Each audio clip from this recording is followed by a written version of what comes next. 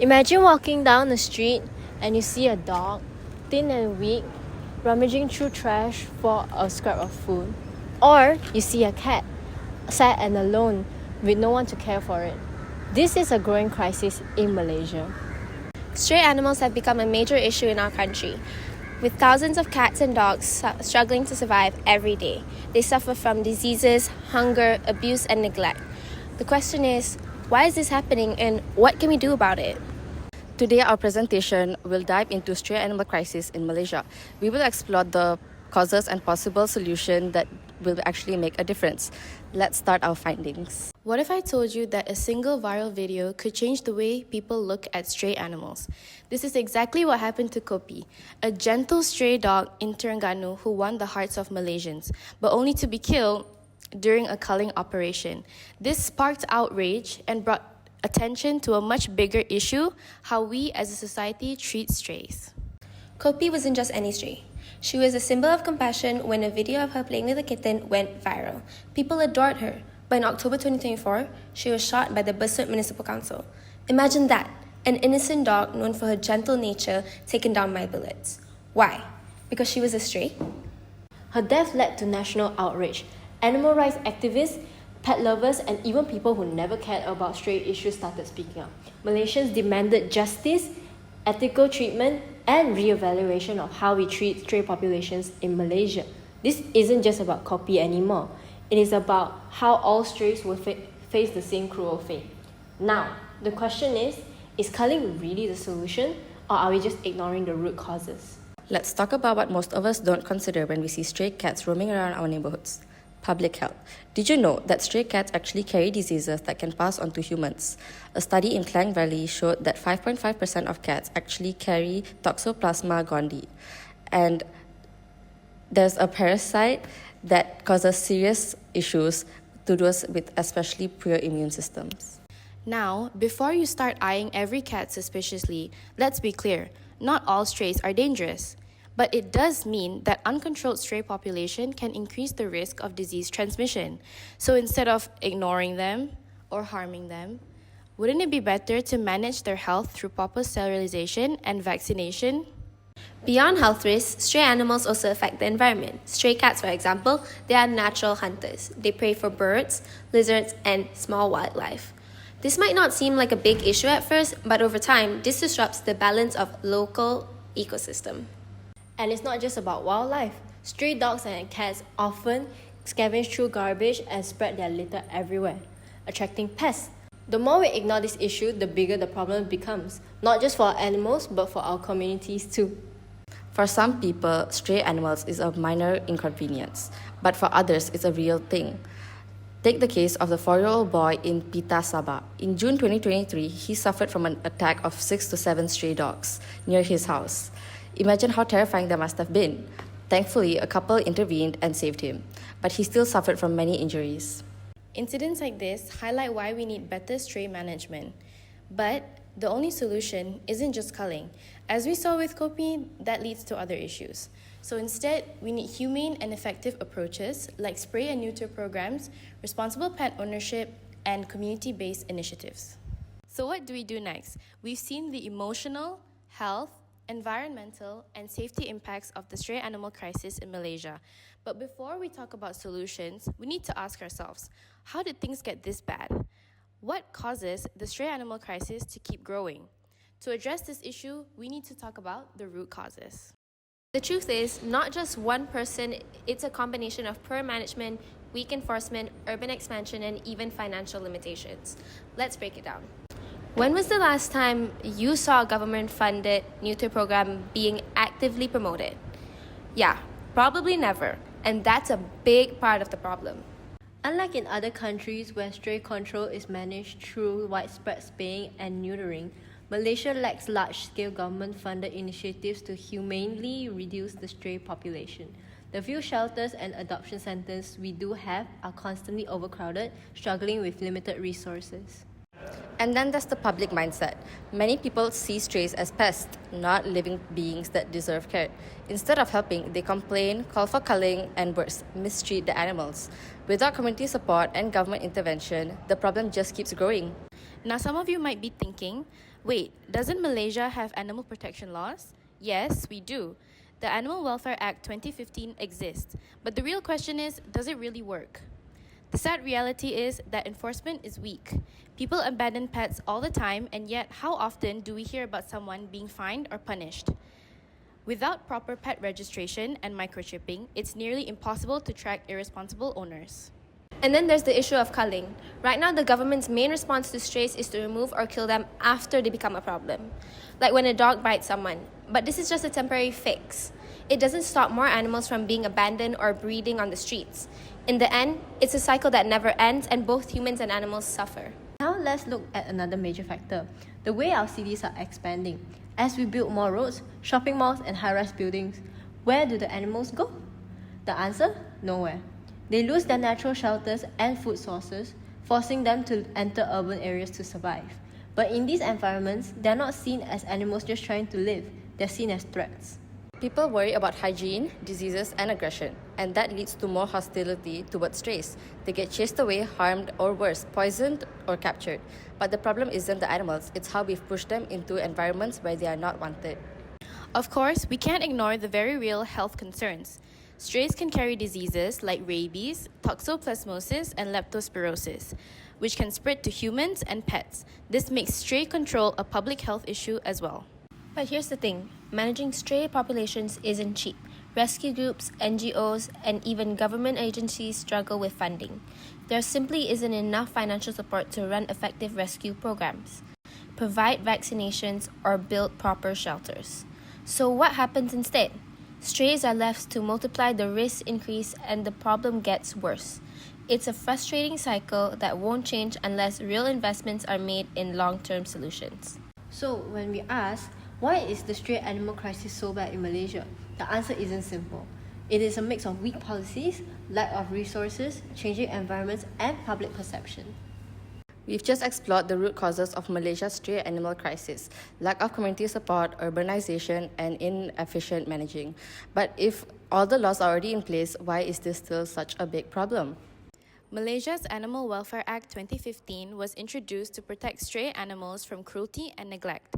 Sounds good on paper, right? But in reality, these laws have serious flaws and are difficult to enforce.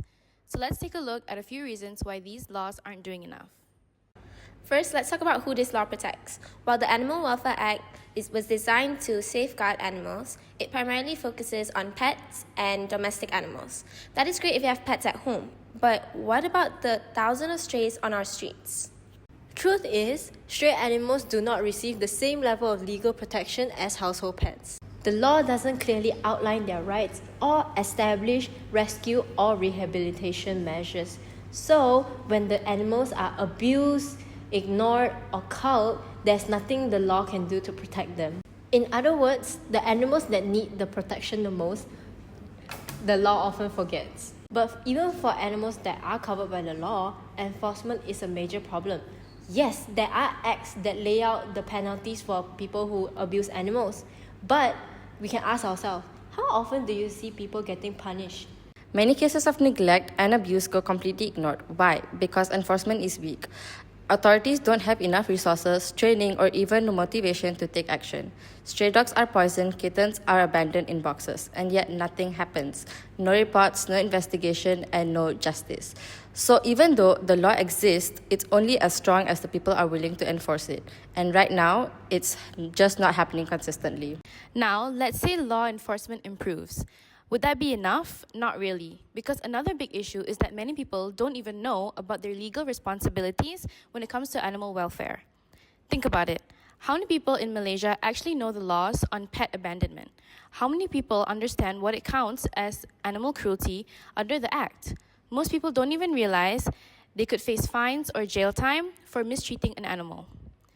And that's because there are barely any efforts to educate the public. Schools don't think about it, there aren't enough awareness campaigns, and the government isn't actively pushing for responsible pet ownership. So how can we expect people to follow a law they don't even understand? Even if we fix all these issues, expand the law, enforce it properly, and educate the public, there's still one more obstacle: resources. Right now, Malaysia doesn't allocate enough funding or manpower to properly enforce animal welfare laws. Local councils are underfunded, shelters are overcrowded, and there aren't enough trained officers to inspect or investigate cases of abuse. Without money, manpower, and proper infrastructure, even the best written law becomes useless. And until more resources are allocated, the problem will continue. So far, we've seen that Malaysia does have an animal welfare law, but it's filled with loopholes. Stray animals aren't properly protected, enforcement is weak, public awareness is lacking, and resources are stretched too thin. And because of these failures, strays continue to suffer, abused, abandoned, and left to fend for themselves. But the problem isn't just about what's wrong. The real question is, what can we do to make things right? If we want to create a real change, we need a multi-layered approach. The government needs to step up, the shelter needs better support, and we need public awareness. And collaboration between NGOs and communities is crucial. So let's break down the key solutions which hopefully can make Malaysia's stray animal crisis better. First and foremost, laws need to be stronger, but more importantly, they need to be enforced. Right now, penalties for animal abuse and abandonment exist, but they aren't strict enough to deter offenders. What if the punishment was harsher? What if people actually feared the consequences of mistreating an animal? Another important step is mandatory pet registration and microchipping. If every pet was registered, authority can track and hold their owner accountable for abandonment. No more excuses, no more getting away with it. Because at the end of the day, laws are only effective if they are followed. And that won't happen unless enforcement is taken seriously. But what happens to the pet stray animals after they are rescued? Where do they go? The sad reality is that there aren't many government shelters that can house and care for the animals. Many shelters are overcrowded, underfunded, and struggling to help the animals they already have. If the government invested in more well-managed shelters and rehabilitation centers, strays would have a second chance. More adoption drives could be held, and incentives could be given to pet owners. Because saving the strays isn't just about rescuing them from the streets, it's about giving them a real future. But let's be honest, no matter how many laws we pass or shelters we build, if people's attitude don't change, the problem will continue. This is why education and public awareness are key. Imagine if social media platforms like TikTok, Instagram, and Facebook were flooded with rescue stories, adoption success stories, and tips on responsible pet ownership. Imagine if people actually knew what to do when they find a stray. We could also have free talks and workshops in schools, community centers, and public events. Teach people about sterilization, pet care, and the responsibilities that come with owning an animal. Because when people are educated, they are more likely to make better choices. And better choices lead to real change. Finally, solving the stray animal crisis isn't just the government job. It requires teamwork. NGO, authorities, and public all must work together. NGOs are already doing incredible work, however, they need more support. With proper government funding, sterilization, and rescue programs, it could expand. Emergency hotlines could be set up for people to immediately report when they see sick or injured strays. And what if every neighborhood had a watch program where residents would help and work with the NGOs to track stray overpopulation? Communities could play a crucial role in helping the authority in solving this issue. Because at the end of the day, this isn't just a government issue responsibility, it's a shared responsibility. So what needs to happen?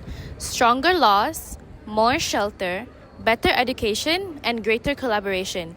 These are not impossible goals, but they require action from both authorities and the public. So why is this issue important to us? Well, as pet owners ourselves, we've always been passionate about ensuring the well-being of all animals. When we see the suffering that stray animals face, whether it's neglect, cruelty, or simply abandonment due to weak laws and enforcement, this just strengthens our desire to find long-term solutions. Managing the stray population in an humane way and efficient way is not just a nice thing to have, it is a need. We believe that with more awareness and collaboration between the public and government, we can truly make a difference. So what has this issue taught us? This issue has taught us that stray animal crisis in Malaysia is more complex than it appears to be. It's not just about finding homes for the abandoned animals, it's about changing the system in place. The rising population is a direct result of insufficient government funding, weak animal protection laws, and lack of public awareness. Now passing it over to Zara. So to tackle this, we need stronger law enforcement, better education on responsible pet ownership, and government action that prioritizes animal welfare. So this solution doesn't lie in a single fix. It's a combined effort from everyone. Thank you for listening, and I hope our presentation has shed some light on this urgent issue. Let's work together to make a difference for the animals that we love most. Stray but not forgotten. Bye!